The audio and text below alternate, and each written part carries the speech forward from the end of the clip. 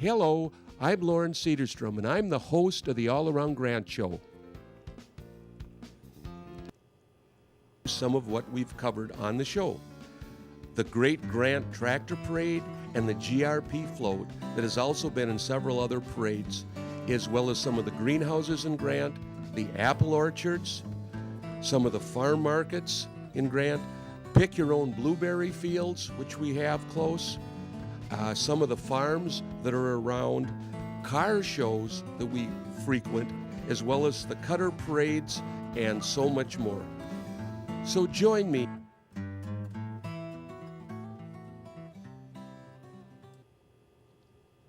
Hello, I'm Loren Sederstrom, the host, and I have my co-host, Diana Longry. Thanks for coming and helping. Yes. We're going to have not as quite a hectic pace show tonight as we did last time. We're going to talk about the recent city council meeting. We're also going to be talking, of course, this is election time. We're going to be hitting on that too.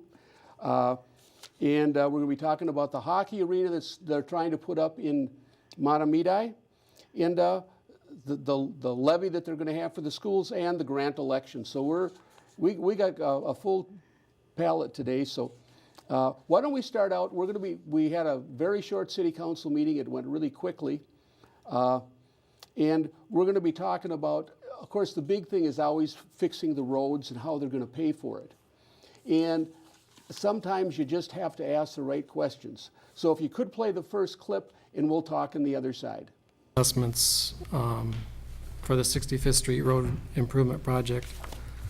I guess with that said, I would entertain any questions that any of you would have. Mr. Sederstrom, go ahead. Who determines the soft costs on this project? The soft costs? Yes. So it's the engineering, the legal, and the administrative costs at the city.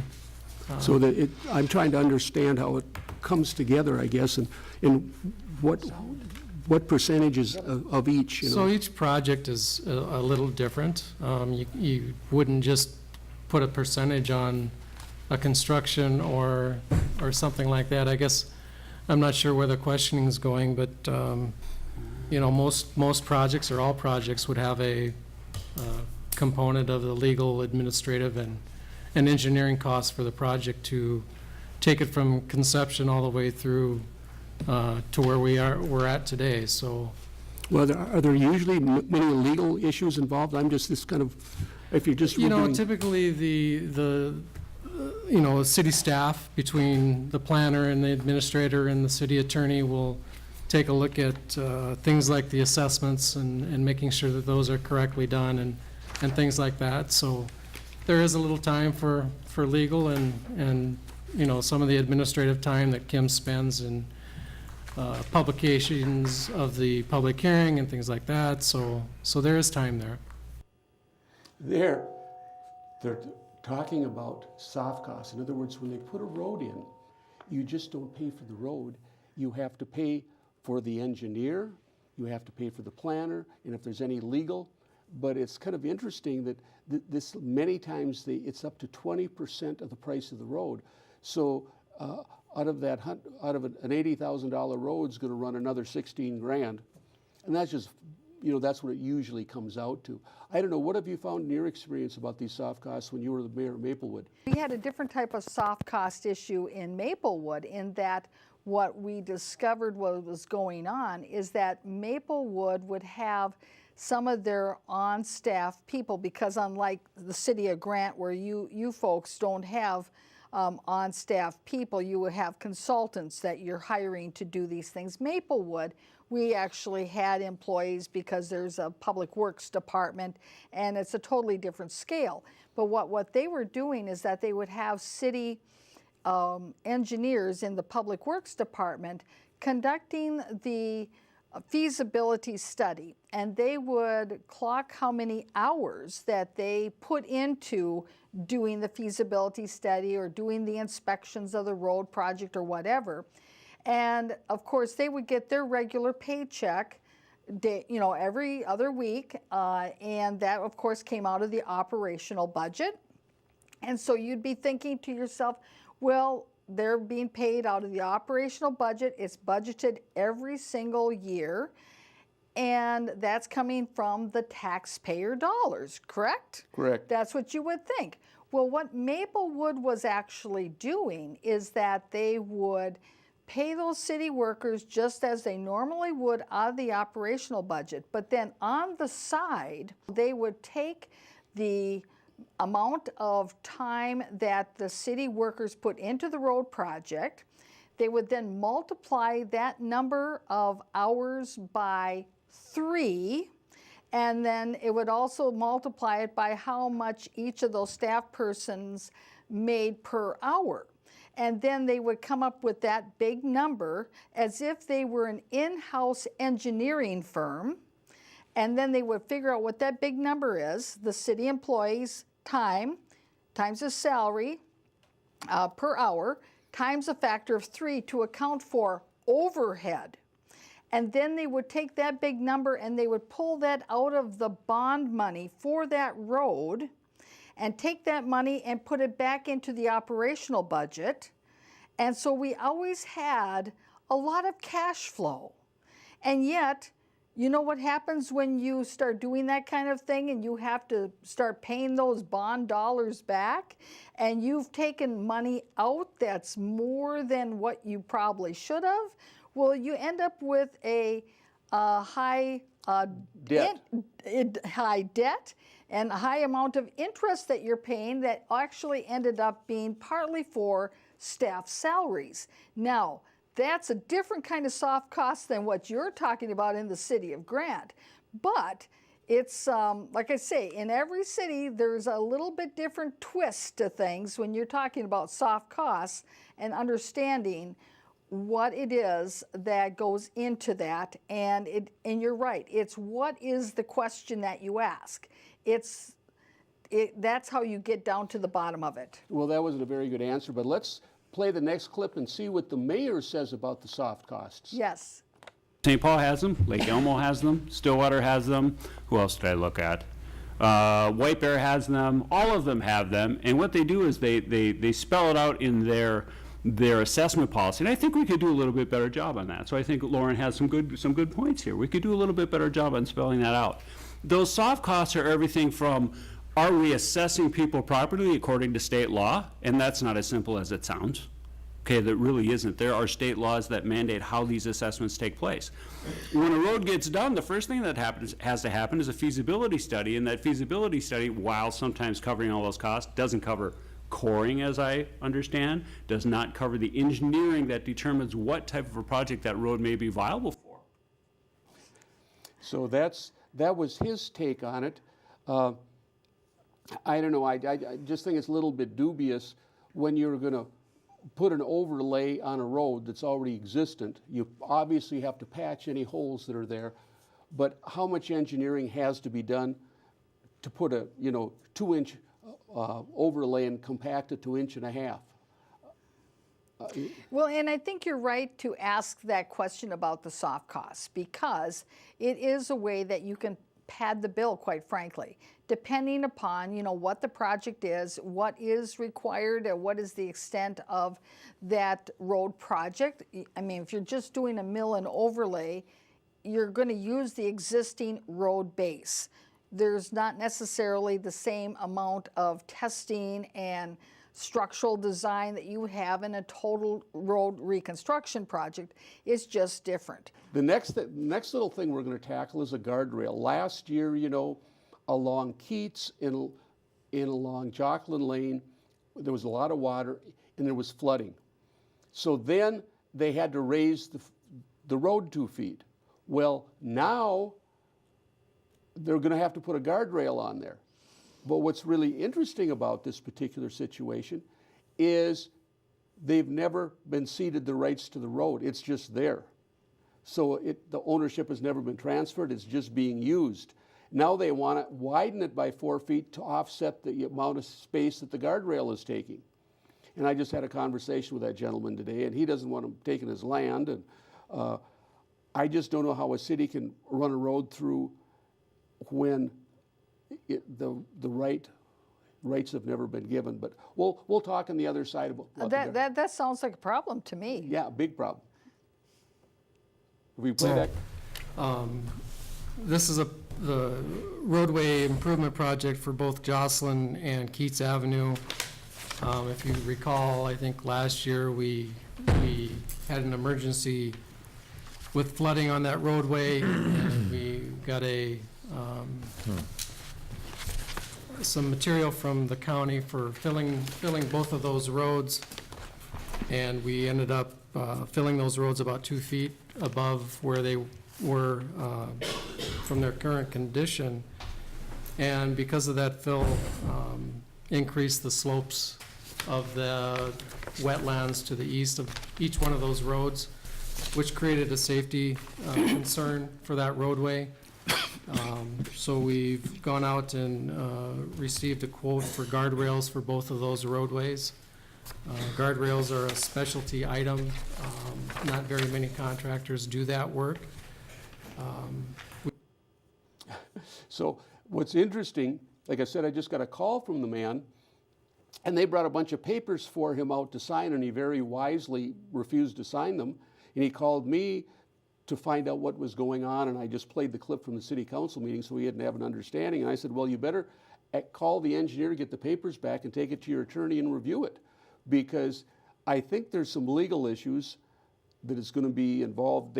Because of the continuous use, I don't think they could cut the road off. But on the other hand, they can't just take more without remunerating them or something along those lines. They're going to have to go through a legal process to do that. So I don't know, from a legal perspective, what do you think the situation will be? Well, certainly, if they don't have an established easement or an established right-of-way, somebody's going to have to go about and clear that up. Because as you indicated, this road has been there. I don't think that they can block it off or anything to that effect. But can you expand it beyond what its customary traditional use has been? I think that would be a big question. And so if they want to expand it beyond the boundaries of the established traditional use, I think they're going to have to come to some agreement and get some kind of documentation, and they might actually have to pay somebody something. Well, they've already have taken some more, because when you build a road up 2 feet, you also have to, like a pyramid, you have to widen it. So that's already been done. Now they're talking about another 4 feet. So it's going to be real interesting. And that's what they're going to talk about in this next clip. So if we could play the next clip, please.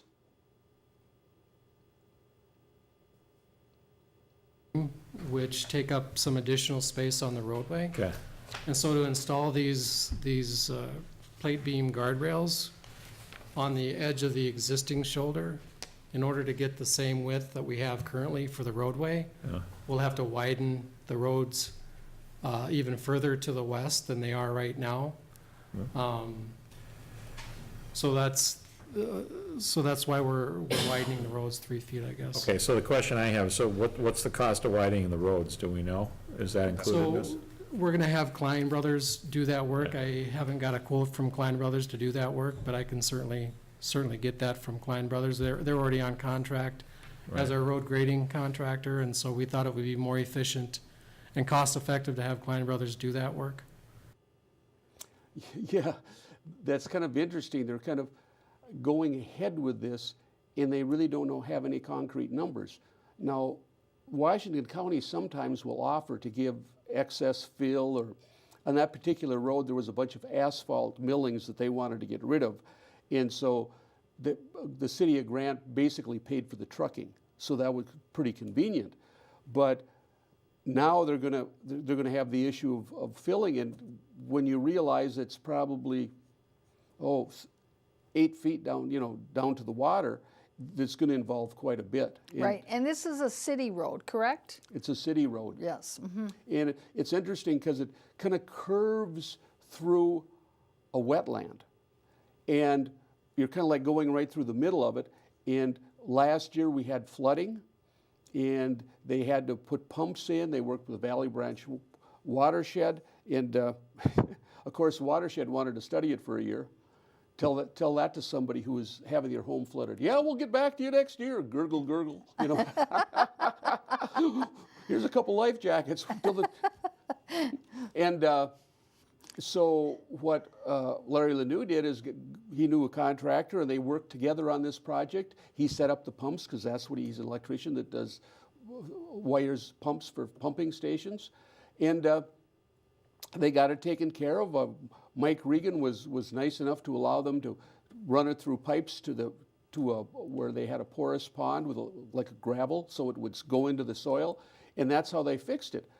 Fortunately, the Valley Branch took care of it because our wonderful mayor wanted to put it off till the next month's meeting. When you have water coming in, I don't know if you want to wait 30 days, but that's how that worked. And so now that they've raised the road, now they're putting a guardrail, then they're widening it. So it's kind of a can of worms that never ends. I mean, they don't take a holistic approach and saying, hey, here's the problem, and here's all the aspects of what we need to do. Maybe this might have, if they would have used some engineering, this might have taken care of some of the problem, or am I off base on that? Well, I think so. I mean, and certainly with the issue of roads, you do need to take a longer view. You can't just say, well, okay, we're going to just fix this one little issue right now, because that was one rainstorm, but there's going to be other rainstorms, and they're of different amounts of magnitude depending upon what what the season might bring. Every year could be different, and certainly you need to have it engineered for accommodating snowfall, because one winter it might be a high snowfall, another winter it might not be. And so do you have the road banked properly for when you have those snowfalls? And if it's going through a wetland like that, you know it's going to be more icy conditions, simply because that is the nature of roadways going through wetlands. You've got more moisture, and so you have to be planning more for that also. So it isn't just, well, we're going to plan for this one big rainstorm. It really is much larger than that, and making sure that you have the right type of surface, making sure that you have the right banking to your road, that your shoulders are properly suited for, like, say, if you have to pull off around that corner. I mean, there's a lot of different considerations. Well, what's interesting is it's also the soil types. Yes. Now, I have silt loam on my farm, and it's very close to clay, and it doesn't let the water go through it very easily. Now, that's what these ponds currently have. Now, up north of the golf course there is kind of a gravel basin, and so water will percolate through that fairly rapidly. So that's why a lot of the houses, that when they perk for building a new house, they run into issues and they have to bring a lot of fill in and do mound systems, et cetera. So that the soil also dictates what you can and can't do. Absolutely, absolutely. And so this has been a perennial problem, and it kind of seems like the approach to everything is a Band-Aid. Sometimes you need an operation. But the other thing that's interesting, it's a curvy road, and the sign has been down for over a year, and I brought that to the forefront. And let's play the next clip, and we'll discuss that on the other side. Sign situation coming. I know we had a sign down along in that area. Have we had an opportunity to get that corrected yet, or is that going to be impacted by the guardrail?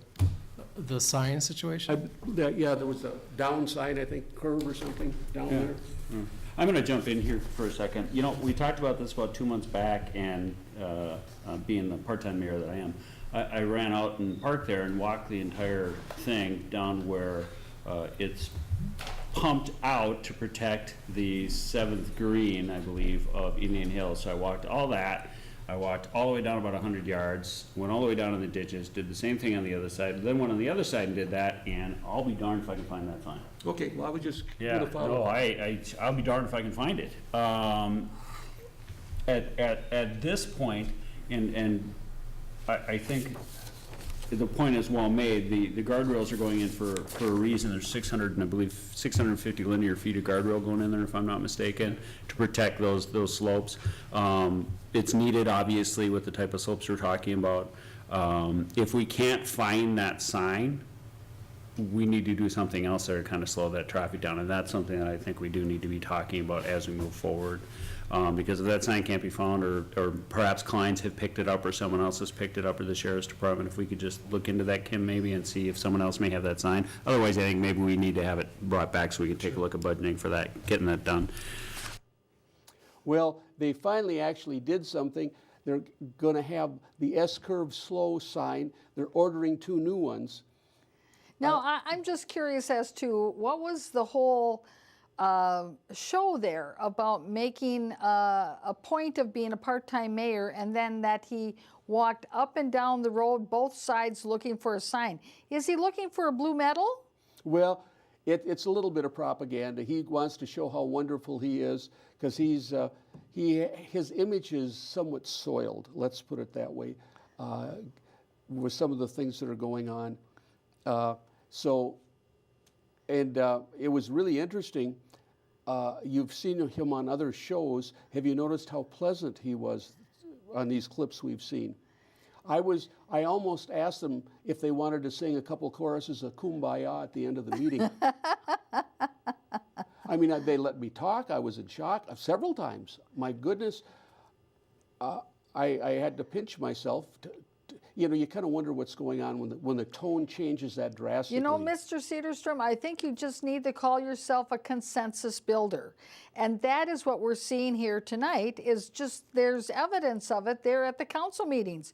You're the consensus builder. You are saying something, they have agreed. You know, take the label as you find it. Well, I thought I was going to have a heart attack, but that's okay. Now, there's something else that's interesting that's happening.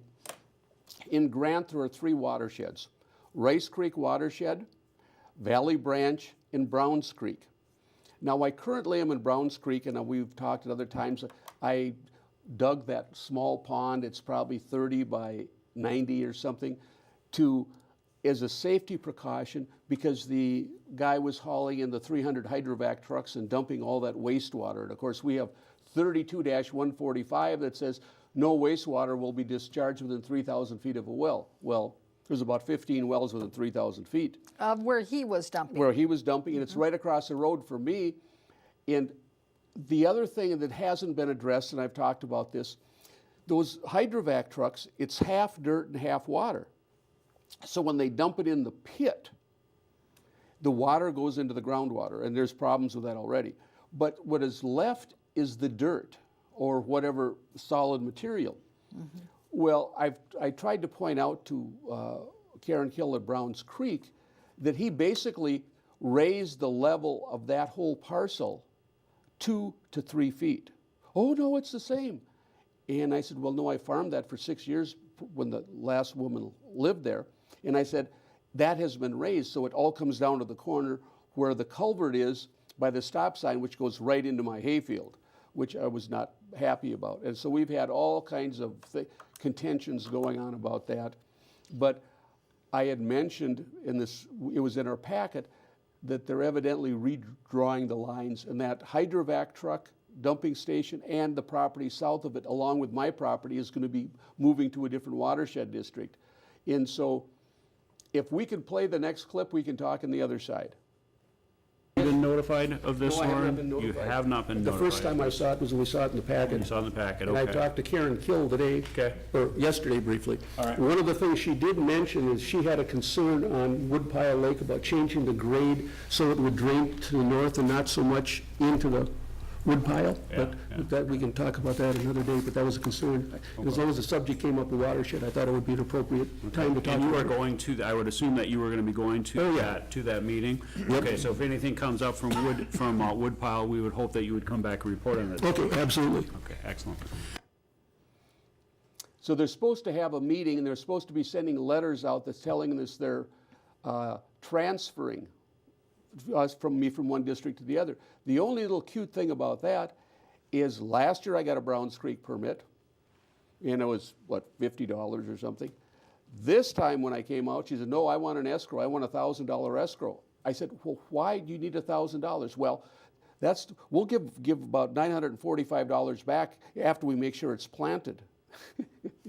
Well, now it's going to another watershed. Hey, where's my $1,000? I'm not going to walk away from that. Right. And right. it was kind of funny because last year when I planted it, you pull a press behind your grain drill when you're planting, because you're planting, grass seed just goes on top, as does alfalfa. And it's kind of like a big rolling pin with grooves in it. And it's made out of cast iron and probably weighs 1,000 pounds. What it does is it firmly presses the seed into the soil. And you can see all these little lines going across the field. And she said, well, I have to know it's been replanted. And I said, well, can't you see those lines? They're all, I mean, where else would you see perpendicular lines spaced 3 inches apart across the whole field? You know, I mean, unless something mechanically had done that. Then I brought her over to the side and showed, hey, here's the lime, here's the fertilizer. You can't see the seed because it's too small, but it's in there. This has been planted. Well, this year, she wanted a whole $1,000, and it's just kind of interesting. So have you received that letter of that notification yet? No, I haven't. Okay. Now, have they talked about why they are changing the boundaries of the watershed district? Well, I think they did with the new technology, you know, and imaging that they have these days. They're suddenly realizing, because Grant is kind of the high point, in a lot of the ground flows to the east to the St. Croix River.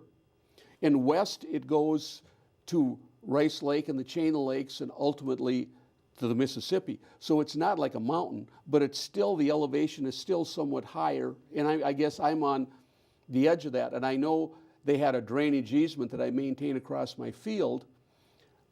So the water's supposed to go west, but you know, when it's almost flat as a table, you don't get a lot of movement, you know. Right. Because it's very flat land where I happen to be. But it supposedly does go west. So that's kind of interesting. And speaking of Rice Creek, I will be going to a meeting tomorrow to Rice Creek and speaking at public comment, talking about the pollution to make them aware of the hydrovac situation. And at least there's been one well contaminated. There may be two, to make them aware of this, because prior to that, the last time I was to Rice Creek Watershed meeting, and I couldn't get some footage of that, they're relying on 2011 data for not requiring an environmental impact statement for that hockey arena. Remember, we said last time we talked about there was an environmental assessment worksheet, and they had all these things about protecting the workers, and that the dirt they're taking out was terrible, and they have to take these precautions, and they're going to put a vinyl mat underneath it. So I am going to make them vividly aware of the conundrum they're getting, because they're going to have to deal with it. But I guess I've been very disappointed when the Department of Health checks it off when there's a 7-year-old study is what they're going by. You know, they really don't have up-to-date statistics to really prove it. And Jenny Yingling is the person of the Minnesota Department of Health that's taking care of all the groundwater concerns from 3M. And basically what it is, well, I'm too busy. We're working in South Washington County. We can't look at that now. Well, I guess to my opinion, it's better to prevent wells from being contaminated than worry about cleaning them up afterwards. Right, exactly. An ounce of prevention is worth a pound of cure. And so it's next show I'll be bringing some footage from that to share. And so you see what's going on. We went to the board meeting. They, you know, not just the big open public meeting, but they have these workshops. And we had some footage of that. And Barb Hockey is one of the council people on the members of the, and she asked some very pointed question. And it was interesting to listen to the engineer and the attorney double talk all around them. But they said it's okay. Well, you know, if the data is that old, I think they should be updating that. But we're on to the next one, I guess. We're going to be talking about a lot line correction. That this ended up coming up twice. It went through the Planning Commission. And I'll explain in more detail on the other side. So if we could play that clip. It's this evening, so in the event you do go back and take a look at the Planning Commission packet, that's the primary difference between the two surveys. Now, as it's presented, it meets all of our ordinances. It meets also our standard platting code with respect to straight lot lines at right angles, et cetera. So with that, I think that's a pretty high level description of it. I'm not going to go too much further unless you have questions for me. I have a question. It kind of seems like it was missed the first time through, kind of like a mistaken oversight, but it seems kind of expensive for them to pay the $4,400 twice for just this minor modification when it was kind of something that was overlooked to begin with. So instead of $4,400, now it's $8,800. And that just seems putting a lot of undue pressure or expense upon the people that have the property. That's just my observation. I mean, we should have looked at it a little closer when we went through the first time. That's all the comment I have. Couple of questions. Yep. Well, the planner, what they did is a lady had 50 acres and she sold 10 acres off. Well, when they decided the piece to cut off, the driveway wasn't completely on the 10 acres. So then they have to come back and redo it. Well, the planner should have noted that on day one, that the driveway was going off and, the way it was set up, it really couldn't be changed. So I thought it was rather ludicrous to have them go through a lot line adjustment again for the $400 and an escrow of $4,000 when they've just were through it 2-3 months ago. It doesn't make any sense to me, especially when, the planner should have caught that right off the bat. They're talking about square lot lines. Well, yeah, that's fine to keep that, but they also have to make sure if you have a driveway, you want it to be on your land. That's right. Well, and it's very commonplace that certainly in when you're getting professional services, that if that professional that you're getting services from, that if they kind of have to do something over again because of their own mistake, it's somewhat expected that they're going to not be charging full price to have them redo something that was their mistake to start with. To me, that just sounds kind of not appropriate. Well, what I did do is I prodded them enough, pushed her, and I did give you her response, but it's not our problem to correct mistakes. And they probably won't use all of that anyway. Well, but the point I made is I wanted to get it out there because there's been several people that have just got hammered, and I'm very disappointed. It's kind of like the engineer, the planner, et cetera, they're all on commission and legal. They get that meter running, and the council majority doesn't give them direction. They're kind of like a Mexican taxi driver on speed, with the meter running, So I wanted to get that out in the open to make that point. And keep in mind, the city of Grant is not organized as a Plan B city. And in a Plan B city such as Maplewood, Roseville, the city manager is the one in charge of the oversight of the employees, or if you've got other people, contractors or consultants that you're hiring. Conceivably, the city manager is the one that's got that authority and control to have that oversight. But in the city of Grant, since you're not a Plan B city, certainly, yes, you have a city clerk, but some of the responsibility of oversight falls to the city council to ask the right questions, to be astute enough to say, well, are we following the right protocols here? What are the protocols we should be following? And to require that there's accountability in all of that. That's right. Okay, we're now going to go on to, they're talking about this hockey arena. Yes. And we're going to throw some interesting facts in. I have some paperwork here, but there was a presentation put on at Mahtomedi. And they're talking about the city of Mahtomedi, or the city okay, of Mahtomedi. Okay. Mm-hmm. Alex Rogaszewski is the chair of the Planning Commission, and he was making a presentation. They're talking about this Rink 2, where they're planning to raise about $12 to $14 million to put a hockey rink out there. And so Of course, we've talked a lot about contaminants, and if we could play that next clip, please, and we'll talk on the other side. That you have. That you have. Questions? Go ahead, Jeff. First of all, congratulations on all the hard work or the progress you've made so far, and I'm really pleased to see that you're actually improving the property by removing some of the contamination. But my question does relate to that, and whether, and I assume there's been some conversations with the PCA or with school district. If you get into the construction process and you find more contamination than was believed or more toxic contamination, what's kind of the plan to deal with that? Great question. And that's the purpose of the VREP. So again, Voluntary Response Action Program. And those steps are outlined in there. I don't have them memorized. I defer to Ken Haberman from Landmark Environmental as our consultant, our expert in that situation. And so we outline, we have a process where when we find contaminants that we put them into a truck and we take them away to approved landfill where we can dispose of those. Or if we're going and we hit some other sort of waste material, plan to take that out of there and bring it to an approved landfill. Okay. Mr. Mayor? First, congratulations on a lot of work that you guys have done. I'm old enough and been here long enough that I remember when your father and Pete were working to try to get this done, along with a number of their contemporaries who played hockey with them Right. for our high school 40 years ago now, maybe a little more.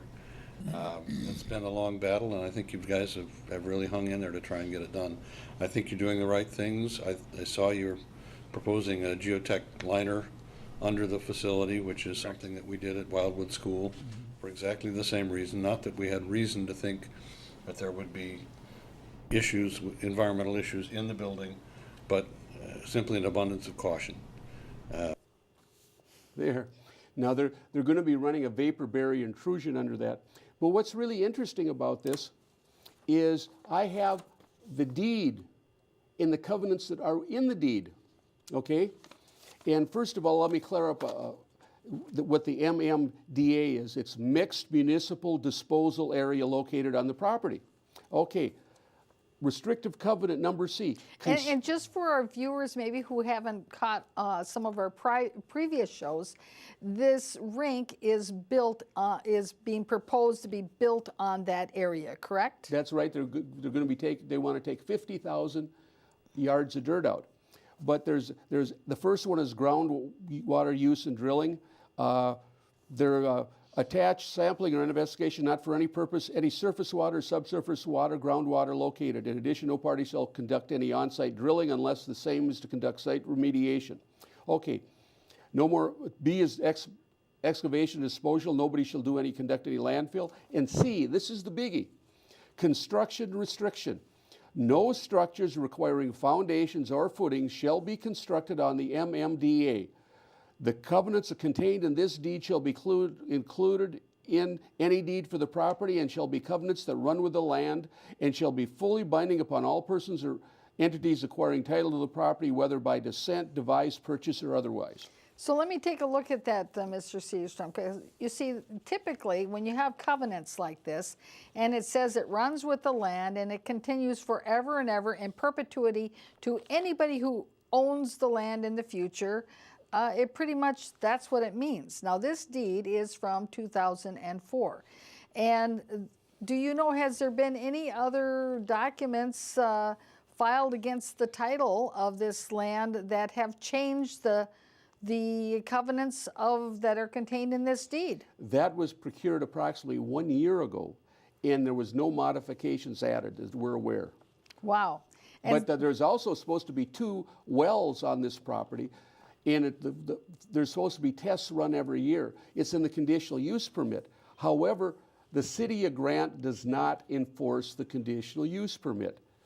It's, a slip between the cup and the lip, so to speak. And I want to make sure that our viewers know that when we're talking about this deed, that this deed is the deed that the Independent School District number 832 Matamidi holds. This is their deed to the property, to the school property. So this is their deed. Mm-hmm. And they are bound by these covenants. So when they took this land, they knew that these were the restrictions and the covenants of this land, and that there's not to be built any structures requiring foundations or footings. Now, is there going to be a foundation, or are there going to be footings for this rink? Oh, absolutely. Well, my goodness, it's not going to like hover over the ground in some kind of ultra technology fashion, and Well, it never touches the ground and doesn't require footings? You mean it's going to be built the old-fashioned way with footings and a foundation and concrete and everything? Well, they're slating $2 million to remove the waste. Well, I understand that, but the question I have is, if there is a restricted covenant that runs with the land and you don't have an agreement to subjugate that or change it from the original grantor, is my understanding of the law, that's the only way you can change it. You can't just say, well, I don't like this anymore, and we're going to do something different. Right. So it's going to be interesting to see what happens with that. And this deed, of course, was back in 2004. And the covenants that are in this deed are actually as a result of an agreement that was entered into before the deed was issued. And I know that you've got a page from that as well. And that is that right there. Let's take a look there. And that agreement that was part of this transaction way back when, it says that part of our, and that's where these covenants came from, is from the original agreement. So it wasn't like it was an imaginary thing that maybe the school district didn't know about. But it is specifically in this agreement also includes that. And this was a smart thing that was in the agreement. It says that these covenants contained in this agreement shall be included in any deed for the property. And because a lot of times what happens is that people enter into these agreements, then they never transfer those types of things from their agreement to their deed. And so when once the closing happens and once the deed is executed, if the things in the agreement weren't transferred onto the deed, they don't survive. And in this case, all of these agreements, all of these covenants from the agreement were transferred to the deed, and so they survive. And so that was the transaction back then, and obviously they negotiated all that. Yes. What was interesting, too, I talked to the attorney that handled this, and the school district neglected to pay the last $200,000, and they had to take them back to court, and they never did get the full amount. Oh. So these guys are a little bit slippery. Let's go to the next clip, please. Rink 2. So I mentioned where we're at in the process. Next up is the grant planning commission. I've talked to almost all the planning commission members, and there's 4 members. John Rogg, who's up for election, he's running for one of the city council positions. Jeff Giefer, Jerry Helander, and Bob Tufte are all in favor of the rink right now. And as you know, the planning commission is an advisory committee, an advisory board. They don't have any power other than make recommendations. But I think it's important that you get a strong recommendation coming out of the planning commission, and so I highlight those people for you. The city council is made up of 5 different people. Tom Carr used to be the former mayor for a long time. Jeff Huber, Denny Kopp, and then Larry Lanou and Loren Sederstrom. And Tom Carr and Jeff Huber and Denny Kopp have given their approval so far. So if nothing changes, I believe that we have the votes that we need for approval. And so I'm cautiously optimistic. You know, many things can change between now and December, but we're extremely close to home, and we're close as we've ever been. And so I'm very excited about the next steps here. So I have to submit some documents to the city of Grant to update our application. Then we'd be before the planning commission, and then before the city council. And then after that, we'd apply for our building permit and then raise the funds to start building. The other thing, in terms of construction, our lease with the school district, the school district has to be reasonably satisfied with the amount of money in the financing plan that we have in place before we can start building. So that would be an approval that we'd need to get through the city council. You can skip that one. And so that's it. So I'd entertain, it's a lot of information in a short period of time, but I'd entertain any questions that you have. There's questions. I do. Go ahead, Jeff. First of all, congratulations on all.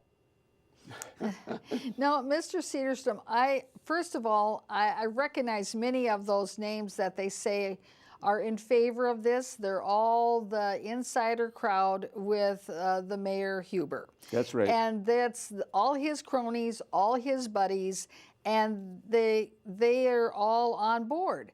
But what I found fascinating about this whole clip as it unfolded, this gentleman who's giving the presentation, he's not uncomfortable at all with telling the Matamidi City Council that he has literally gone to each one of these individuals who have the authority to recommend or to approve this rink, and that he has gotten their vote, and that he has basically conducted the city business without the public even knowing what's going on in their own community. So you see, the residents of Grant don't even know what's going on in their community with regard to this public policy at all, because it's all being done behind closed doors with this guy going 1-to-1 to 1, securing the votes. Now, I had a similar thing like that happen to me when I was mayor of Maplewood. I had a developer call me up trying to secure my vote on a project. And personally, I thought that that is not, well, it's nice to talk to the developer, find out what their project's about, find out the information, but to actually give what your vote's going to be, to me, that may not be appropriate, because what if once you open up the city council meeting and you ask the community to voice their opinions, or you get additional information, you might change your vote. And how can you change your vote if you've already committed your vote to the developer? So I told the developer, I can't tell you what my vote is, because we're going to have that discussion in the public eye at a meeting on camera, so that the public can see the discussion. And that's the way it should be. And certainly I encourage elected officials like yourself to be talking to these developers and find out what their plans are and get insight from them and build those relationships, because that's so important. But this idea about promising a vote before it's even come to the public is actually a disservice to the public, in my opinion. Well, I would agree. It's very interesting. If you notice, they had all the highlighted names there. Yes. And especially on the Planning Commission, the interesting story of that, I was initially the chair of the Planning Commission, and we took turns, and then I went off, and I was on there about 2.5 to 3 years. And then the city council, Tom Carr, wasn't happy with some of the decisions we were making. They brought me up on charges, as you well remember, and that were of no consequence. They never... Yeah, it was frivolous stuff. Frivolous stuff. So then what they did is they disbanded it totally. And they came up with all these things that were wilded out of, the wedding barn. They changed an ordinance for that. Somebody wanted a supper club on Manning in '96. And he started out, he just wanted a little restaurant. And when he came back, it was a full-blown convention center, and the only reason it didn't go through was the man was 62. He went to to apply for the loan with the Small Business Administration, because it was going to be like a multi-million-dollar, about $5 or $10 million situation. 2 5,000-foot buildings with a patio between, one a banquet center, one a restaurant, and he had a tumor of brain cancer, so they wouldn't give him the loan. That otherwise, they just opened this thing wide open up, and this is when they were running hell-bent to get all these things in here. And that large of a restaurant would have had an unbelievable sewer mound system, but what's across the street is sewer and water from Stillwater Township. So you see which way they're angling, and now they're going to have to come and get their conditional use permit updated in the joint powers agreement to get sewer and water to this particular hockey rink. Now, if you notice on that clip, one of the steps in there was the school district will sign off as soon as they're assured we have the financing. Okay, now right now it's $12 to $14 million to build this rink. And you know how much money they've raised so far? I do not. $37,000. So I think they have more than a little way to go.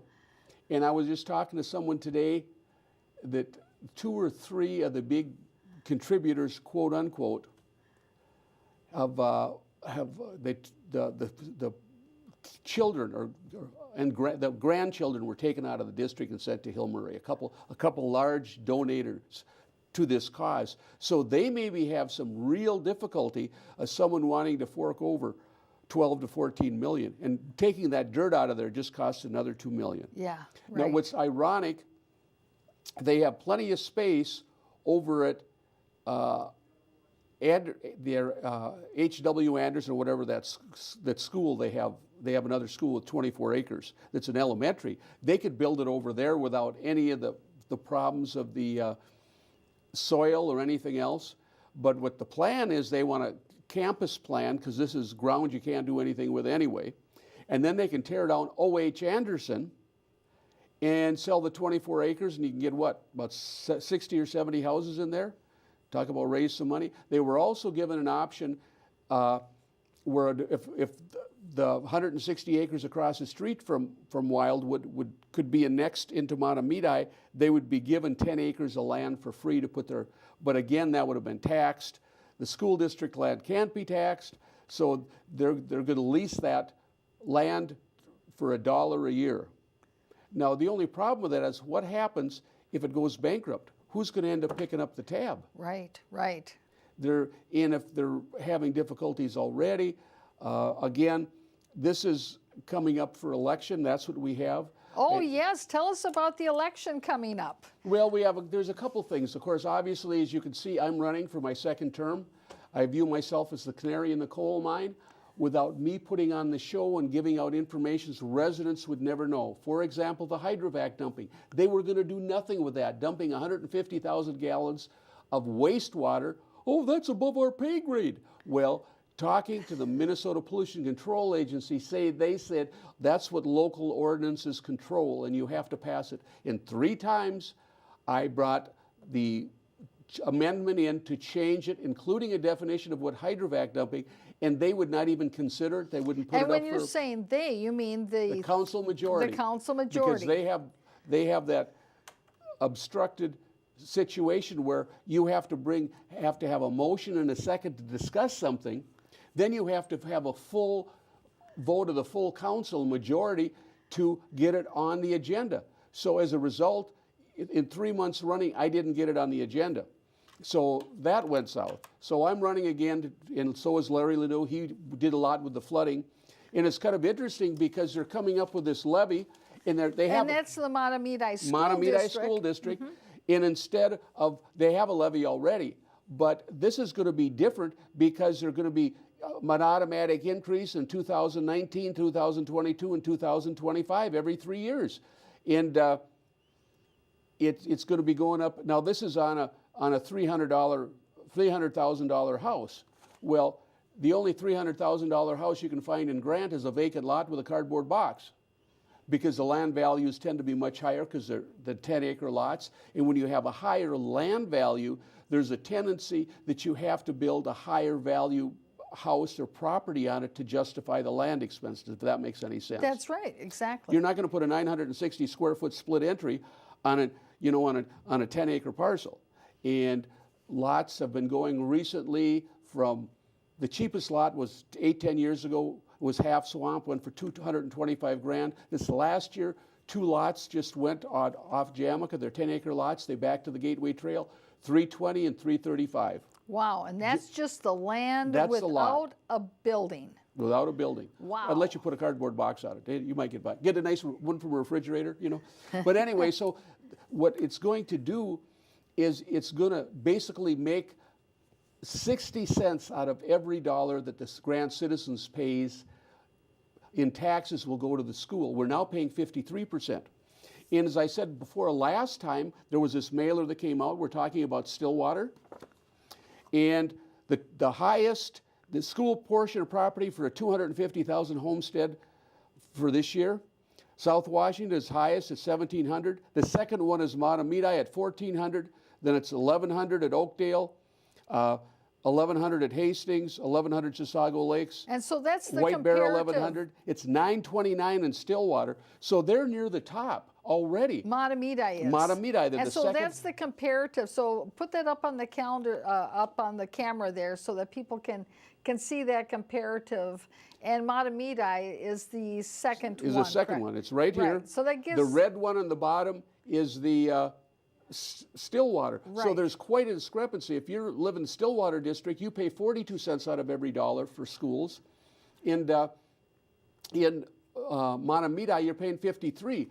In the So big, in the city of Grant, you really have to be thinking about where you're living, because you got to figure out which watershed you live in, because there's 3 different ones. Now, the city of Grant isn't all that big. So you've got 3 different watersheds, so you got to know which side of the border you're on, so you know where you're living there. And then there's 2 different school districts, so you got to know which side of the border you're on for the school districts. You want to be on the Stillwater side, because that's the cheaper side, right? So, and anyway, I think you're right smack dab in the highest, most expensive rent district in the city of Grant, looking at the Matamidi School District and the Watershed District and then they and won't all fix of that. our roads. Oh you know? my goodness. Well, one of the things I'm running on is responsible road repair. In other words, if we have main arteries, for example, Joliet, it goes north of 96. There's 2 huge developments in there. They're planned unit developments. We no longer allow that, by the way. Victoria Station, there's about 40 homes in there. Then go up a little further, there's Woodland Acres, there's 70 homes in there, and they all use Joliet, or most of them use Joliet to get out. And it's patched and patched. They won't do anything with it. They want everybody to pay for it. McCusick Road, we talked about this several times. With the last engineer, Phil Olson, we could do an overlay that would last 10 years for $130,000. They're currently spending $25,000 a year patching the road.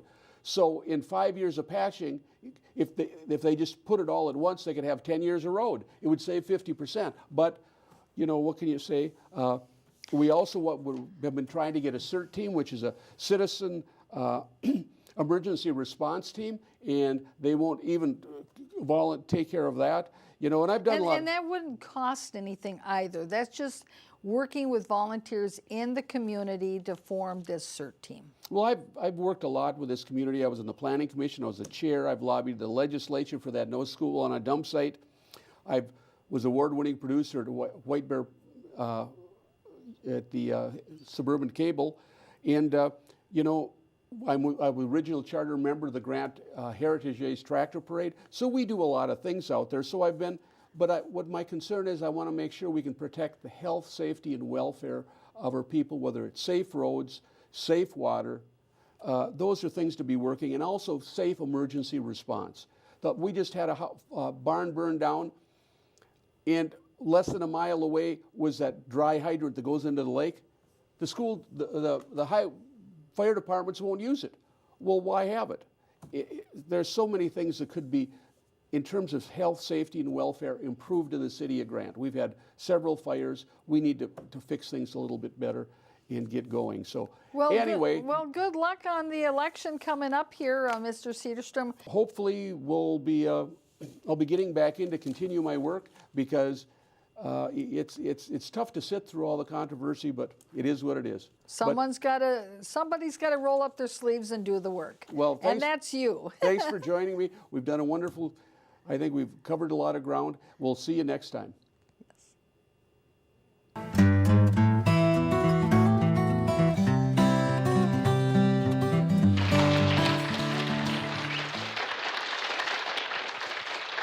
Did you want to see any more of this or not? No, I saw. Yeah.